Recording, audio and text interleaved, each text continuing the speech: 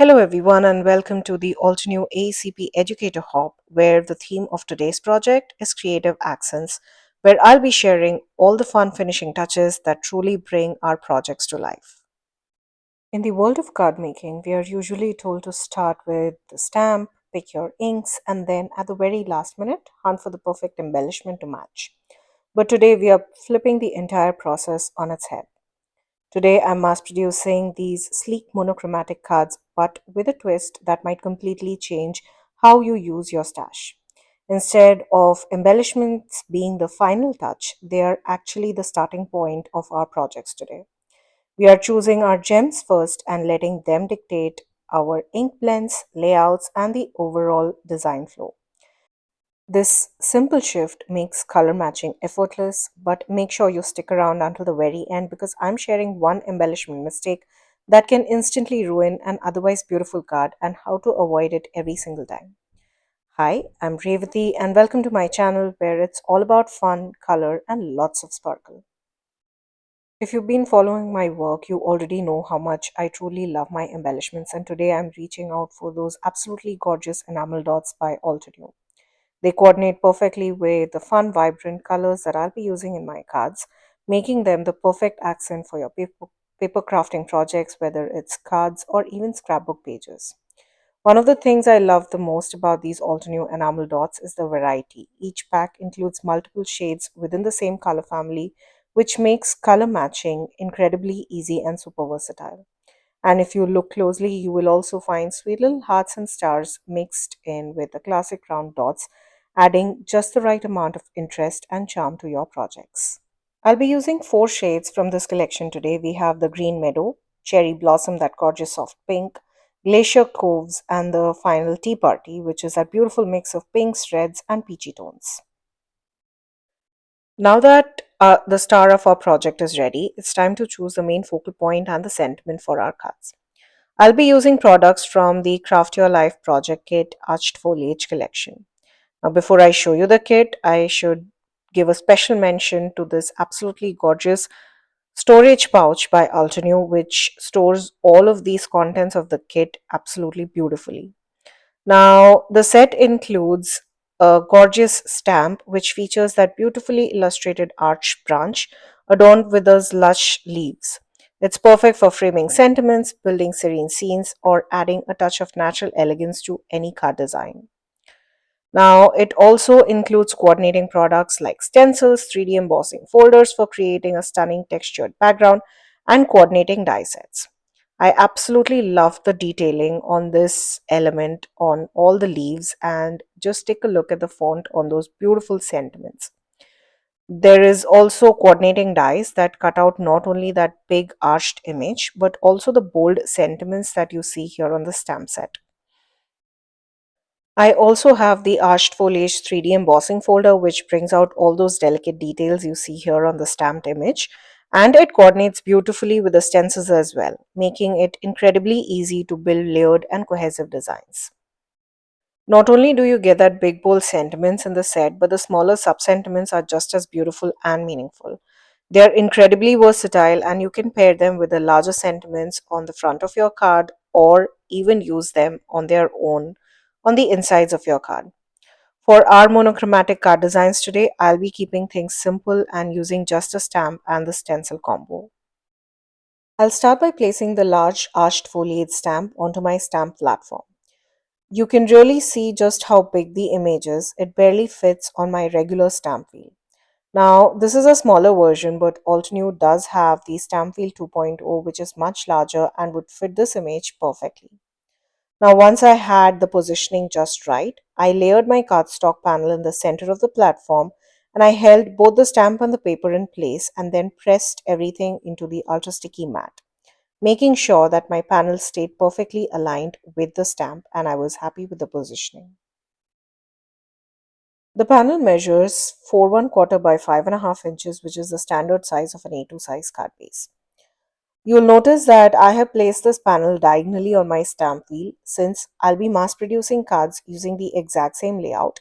I want to make sure that every panel I position after this one is in the same spot each time. The stamp wheel does come with center alignment guides, which is super helpful when you are placing your cardstock either vertically or horizontally on your sticky mat. But because my panel is positioned diagonally, I'm using this little quick fix or a little workaround. I simply place small pieces of washi tape along the four corners of the panel. This creates a guide, so when I add my second panel and every panel after that, I know exactly where to place it to get that perfect aligned stamping every single time. Since this was the very first time I'm using the stamp, I made sure to run my fingers lightly across the entire surface to remove any of that initial stickiness. This helps the stamp release more easily and give you much cleaner impression. Next, I ran my anti-static powder tool over the panel and then stamped the image using black pigment ink because we will be heat embossing this with clear embossing powder. You could absolutely leave it as a regular stamped image, but I personally love the subtle shine that the embossing powder adds. Now, I did stamp the image twice to make sure that I got a crisp impression. Now, since I'm mass producing these cards, I like to work in batches. So first I stamp all of the images and you will see that the washi tape guide made the placement of these panels so easy. Once I've stamped all of my images, I will then add embossing powder to each of those panels and finally heat set everything together. The black pigment ink stays wet for quite a while, so you don't have to worry about it drying out before you add your embossing powder. The extra open time makes it perfect for heat embossing, especially when you're working with larger images like this one. I'm using clear embossing powder by Altenew, which adds a beautiful glossy finish while still allowing the stamped details to shine through. Now, when it comes to heat embossing, this image, since it covers almost three quarters of the panel, I want to be a little extra mindful. I make sure that my heat gun is fully heated before bringing it to the panel and then I keep it moving continuously across the image rather than concentrating the heat in one spot. This helps the embossing powder melt evenly and most importantly, it prevents the cardstock from warping. You can definitely expect a little bit of warping when heat embossing larger panels, and that's completely normal. A quick and easy fix is to let your panels cool down for a minute or so and then place them under a heavy pile of books or even under your die cutting plates. That gentle pressure helps flatten the panels out back and keeps them nice and smooth, ready for the next step in your card making process. Off camera, I went ahead and stamped my sentiment, which reads Hugs to You. I used the same black pigment ink, then sprinkled on some clear embossing powder and heat set it, just like we did with our main image. This gives the sentiment the same beautifully glossy finish that really makes it pop on the panel. Now it's time for the fun part, choosing our colors based on our enamel dots. I'll be using some gorgeous mini ink cubes by Altenew which coordinate perfectly with the colors on my enamel dots. What I love most about these mini ink cubes is that each set comes with a variety of shades within the same color family. This makes it so much more easier to layer colors for depth and really brings out the dimension and details in your floral images or, well, basically any ink blending that you would want to do. I will start with those beautiful greens. Please note that I'll have links to all the colors and inks that I'm using for all my projects listed in the description box below so you can find them easily. Now you could absolutely use alcohol markers to color in these beautiful leaves, but today I'm using the coordinating stencil instead. Now this stencil comes in three parts. Two of them are designed to help add color to the leaves and the third creates a subtle highlight on your background. Now for today's project, we'll be using just the first two stencils to add those gorgeous layers of color to our leaves. One of the best things about coordinating products in this kit is how easily they layer over each element, whether it's the stamp with the stencil or the stamp with an embossing folder and the die cuts. I really love having products like these in my stash. They make crafting so much more simpler and more enjoyable. Now, even though the stencil is designed to line up perfectly with the stamped image, I noticed it doesn't match exactly across the whole panel. Now, well, this isn't a design flaw. Most likely, my paper warped slightly during the heat embossing, which caused that little shift. But don't worry, it's an easy fix. We can simply color in the leaves that match the etching on the stencil and cover any areas that appear to be misaligned using a small sticky note or any kind of masking tape.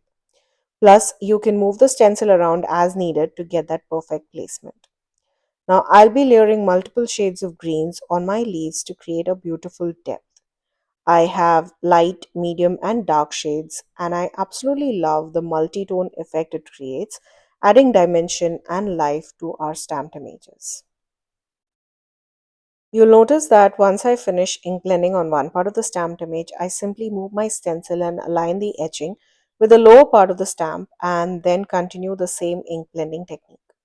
I'm using the small ink blending brushes by Altenew, which are my absolute favorite to work with, especially in smaller areas like these. The bristles are soft and the brush is designed just perfectly. It's comfortable to hold and makes blending so smooth and effortless without any hand fatigue. This allows me to achieve seamless color transition and really brings out the stamped image to life. I went back and forth with my coloring, and I'll continue to do that until I'm completely satisfied with the blend and the intensity of color on each of those leaves. You could definitely use alcohol markers here, but since we are mass producing these cards, that process would take a little longer. Having coordinating stencil makes it such easier and quicker and still gives beautiful precise results. Now, once I finished coloring all those leaves, I gently peeled off the stencil and just look at that. The colors and the patterns it creates is absolutely stunning. Before moving on to stencil number 2, I wanted to take a minute to show you how I clean my stencils, especially when I'm mass producing projects. I simply place my stencil on a microfiber cloth, spritz it lightly with water, and then swipe it clean with another microfiber cloth. It's quick, easy, and you don't have to run to the sink or wait for the stencil to dry.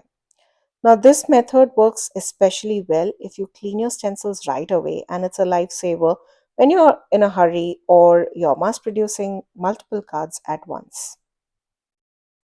Once my stencil was clean, I set it aside and moved on to stencil number 2. The process here is exactly the same as we did with the first stencil. This one simply colors the remaining leaves. I'm using the same colors and the same blending techniques as before, layering them carefully to keep the look consistent and vibrant across all the leaves. Take a look at how gorgeous this panel turned out. The stamped image adds such a beautiful texture to our focal point, and the ink blending using the coordinating stencils came out absolutely perfect. I just love how smooth and vibrant those colors are. Now I wanted to add some splatters to the card. Usually I'd go for black or gold splatters, but since we are creating monochromatic cards, I decided to use the same green inks from our blending to keep everything cohesive. The easiest way to do that is to tap your ink pad onto any glass or acrylic surface. I'm using my stamp block and I press the ink pad a couple of times to pick the color. Then I added a little water to let that ink flow and splattered it across the panel just like any usual splattering technique. Now, because these are green instead of black and it's not as pigmented as my black splatters, these splatters are slightly smaller and more subtle, giving just a delicate hint of texture. They might not show up as prominently on camera, but in person, they are really adding a stunning and elegant touch to our card. Off camera, I repeated the same exact process of ink blending and splattering on the remaining 3 panels, this time using some pretty pinks, soft blues, and that gorgeous shade of red. I absolutely love how these panels turned out. Those delicate splatters are so subtle yet stunning. They really enhance the texture of the embossed design, and the colors on the image just really pop beautifully. I then foam mounted each of those panels on top of top folding A2 size card bases, and now we are back where the whole project began. Those beautiful enamel dots. I'll start with my green card and use the green meadow enamel dots. I just love how gorgeous these shades are. They really complement the colors we used in the ink blending and that perfect finishing touch. I like to use a pointy tool to pick up these enamel dots. They already have a sticky backing, but I usually place them on the card first to figure out the perfect positioning before pressing them down firmly. Take a look at that gorgeous shine. You definitely don't need any extra glue with these dots, but I just love the way they catch the light and the shine is absolutely gorgeous. You could definitely stick to just one shade of the enamel dot, but since I used multiple shades from the same green color family in my ink blending, I decided to mix in different shades of the enamel dots as well. Now, when it comes to adding sequences or any kind of embellishments on my cards, I always like to place them in odd numbers and scatter them evenly above and below the sentiment. Now, this helps create a beautiful visual flow across the card. In some spots, I place the enamel dots in the white portions of the card front, while in others, I tuck them within the stamped and ink blended images. Now, if there was a die cut focal point, I would even tuck it under one of those die cut focal points. Now, these little finishing touches, whether enamel dots, sequences, or any other embellishments, guide the eye and bring balance to the design, which is what really adds to the magic of a handmade card. Even though adding these enamel dots is part of the finishing touches, I like to take my time to make sure that the placement looks just right. I want to get that visual satisfaction when I step back and look at a card. Once I'm happy with the arrangement, I press the dots down firmly so they stay in place. And don't forget the little heart. I chose one of those hearts and added it directly onto the sentiment. This is a great way to embellish your cards. You don't always have to scatter sequences across the entire panel. You can also focus them on your sentiment or any other focal point to draw the eye and add interest. Now, one common embellishment mistake that I sometimes make is overcrowding the card with too many embellishments. Well, it's easy to get excited and start adding sequences, enamel dots, glitter, or any other accents everywhere. But when there's too much going on, it can actually distract you from your focal point and make your card feel cluttered rather than polished. The easy way to avoid this is to plan your embellishment with purpose. Choose a few spots that naturally guide your eye, like around the sentiment or along the edges of your focal point image, and stick to odd numbers for that balanced, visual, appealing layout. Less really can be more, and this simple step keeps your card elegant while still giving that extra sparkle. And there you have it, our gorgeous monochromatic hugs to you cards.